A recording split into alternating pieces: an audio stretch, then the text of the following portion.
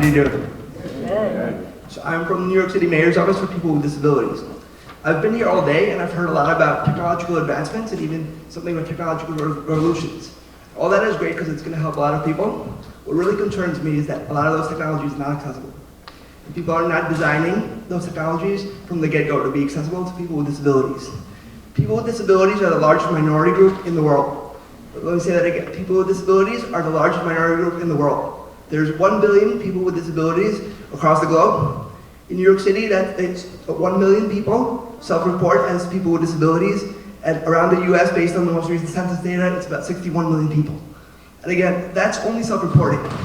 So I want to stress that people with disabilities are often faced by societal attitudes that actually tell them not to self-report because they don't feel like they want to identify themselves as people with disabilities. So we actually anticipate that those numbers are higher, much higher, because people don't want to check that box that say they have a disability. And when I talk about accessibility, what do I mean by that? It's not just mobility. People always talk about wheelchair accessibility, and that's great. I personally, as you guys all saw, I am a walker. I was born with a physical disability, and obviously mobility, accessibility, and ramps really help me, and that is important.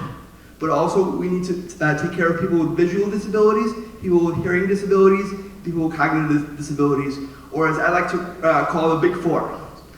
And the reason why we're in a situation where society is not accessible is because people 3 generations ago or even 4 generations ago did not design with accessibility in mind.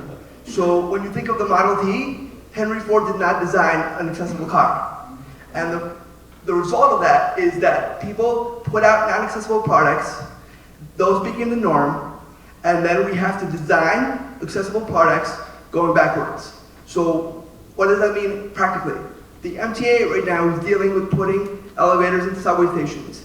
They have to go back and look at all the power grids under the surface, move them all, and get elevator shafts in there. Obviously, all those stations were designed back in the early 20th century. So we didn't have the foresight back then to design for accessibility and design for those elevators. But again, not only elevators, we have tactile warning strips for people who are blind or low vision. We have induction loops in the station booths and even in the rail cars. We'd like to see them for people with hearing loss. And cognitive disabilities and intellectual disabilities require things like simple language, simple signage, a lot of pictures, because people with disabilities, cognitive disabilities sometimes get lost in those subway stations because they don't have good directional signage to be able to go there. But we're designing that backwards, because we're not doing that from the get-go, from the beginning of the process. And to put that in the perspective of AVs, I work very closely with the Taxi and Limousine Commission in New York City.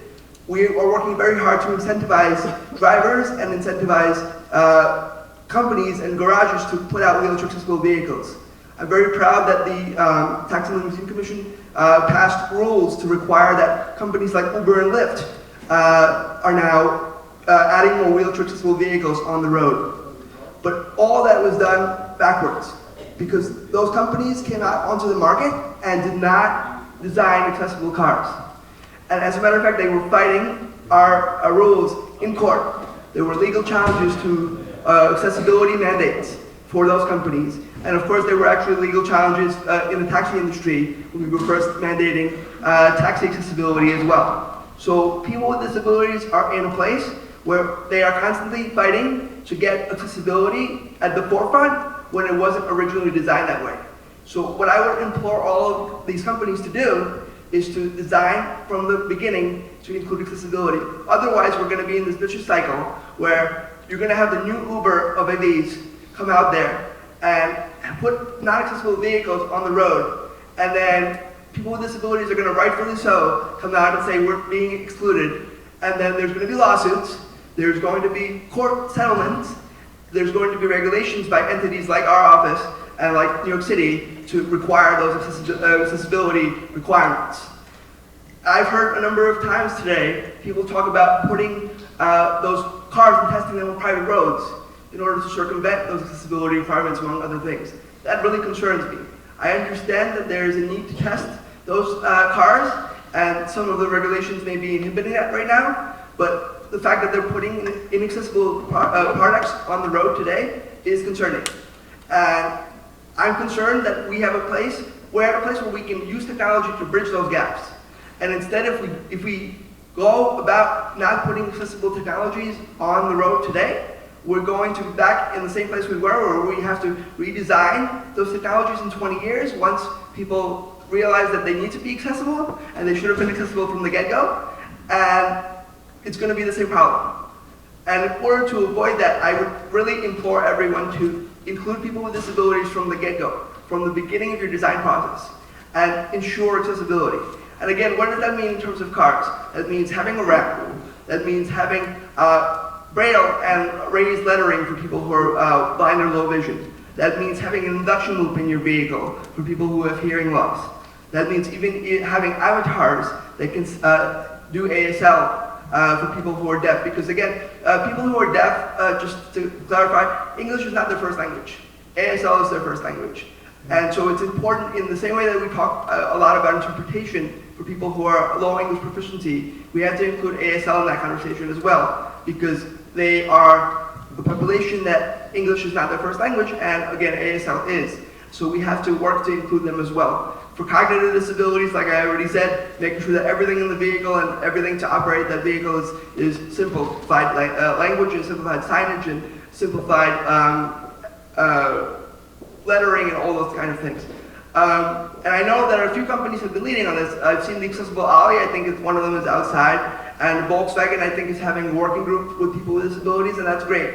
And I'm very thankful that a lot of these companies do understand already. But to those that don't, I would really, that don't currently include people with disabilities or accessibility concerns in your design, I would really encourage you to do so, because it's great that those few companies are including people with disabilities, and I would encourage them to continue doing so. But if they're not the leader when we come out of this, and but it's all about who becomes the next Uber in the AV space, right? If that company is not including disability from the get-go, we're back to square one for people with disabilities, and we can't do that, because there was an excuse in the 20th century where people didn't think about disability. Now people have to think about disability. We have legal mandates, and I would like to think we have the foresight to do that from the get-go. So it's very important. And again, people with disabilities are the largest minority group in the world, but unfortunately we're all often left out of these conversations.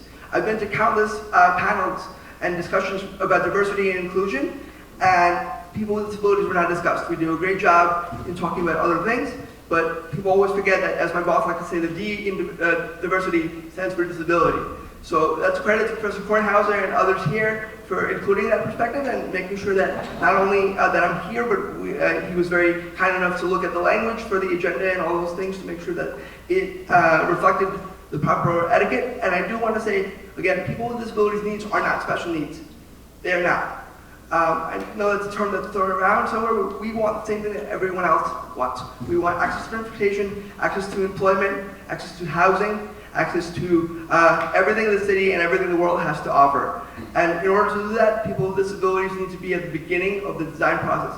Any new technology, whether it's AVs or e-scooters or bike share programs or other technologies that are coming out there, there's no excuse anymore to not include people with disabilities from the beginning. And making sure that we're not repeating the same mistakes that people before us did. And so that's basically what I have to say about that. And sorry, you can't hear Mara, we're going to be at a workshop for this design. And so I was thinking, those huge numbers that you made for the disability community, if you take that and again, and this is kind of how we're thinking about it as well, that designing for disability or temporary store, it's not just people that have disabilities in their whole life, it's people that have temporary disabilities, like they go to the physician's office and they have referred leg, or maybe they're carrying their baby and they can't do certain things, or there's any number of reasons why we have trouble accessing technology in the right now. So really, the number is the entire population. Yep. We are only, what people might call able-bodied for a short period of disability is universal. That's a great point. Disability is a universal part of the human experience. So if you don't have a disability today, you'll either know someone that has a disability or you have one later in life. As the speaker before me mentioned, we're aging at a far faster rate, and as people age, we all know that we're going to be more likely to be susceptible to disabilities. Excuse me. So That's a great point. It is universal, and again, things like elevators help everyone. Babies, mothers with strollers, people carrying groceries and things like that. So, again, great point. It is universal. So, thank you. One more question?